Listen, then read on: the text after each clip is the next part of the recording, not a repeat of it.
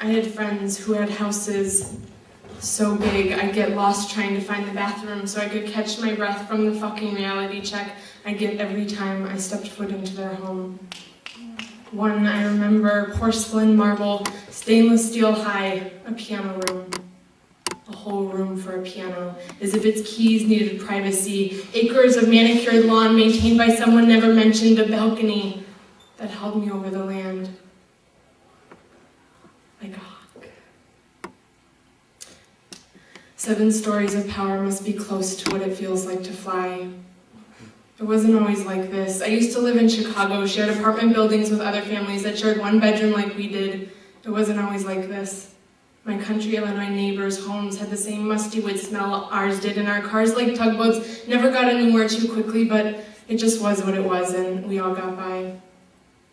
But my mom, she wanted it different for me. So still poor, we moved to Bainbridge Island. The only difference now was my peers were rich, overwhelmingly rich, had jet skis and Hawaii vacations pouring out their fingernails, while dirt claimed each bit of space under mine, filled every knuckles crease. Dirt that was always there, but that I didn't know existed until Bainbridge Island. Now, it stained my fingertips shame, while I did the yard work to pay off the rent we owed on our 2-room rotting house. I remember how those wallboards creaked at night, a chorus to my prayers that I too could have privacy like the piano.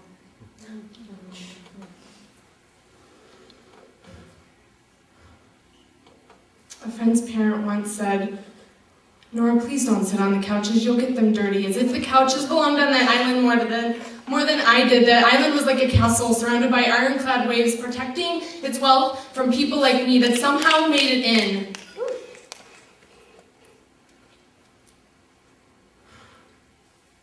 Protecting its wealth from people like me that somehow made it in. After a few years, I got sick of lying, sick of pointing past my house to the neighbors beyond, saying, "That's mine," so that this set of parents will let me out of the car without making the poor you face, as if I didn't hear the word poor every time I looked at my own face. So I searched for new friends, not because I didn't love the rich ones, I did, but I didn't know how to love them and love me. I found others on the outskirts of the island, rocks being carved away by wave after wave. That's what classism does.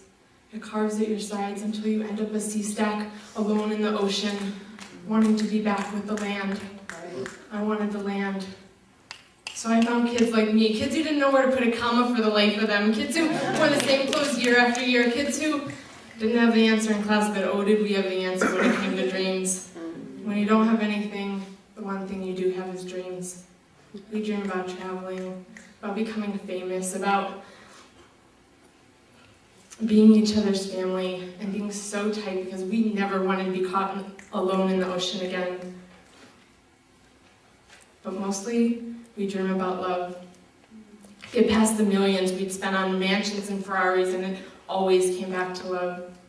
We taught each other that being on our best behavior so that some snooty lady would approve of us was not fun, but the farthest thing from fun, the farthest thing from being alive. And I want to be alive, like organic matter that's so rich it won't ever need $1. I want to have power on the inside, so I don't have to build something really big and ugly to not feel on the outside.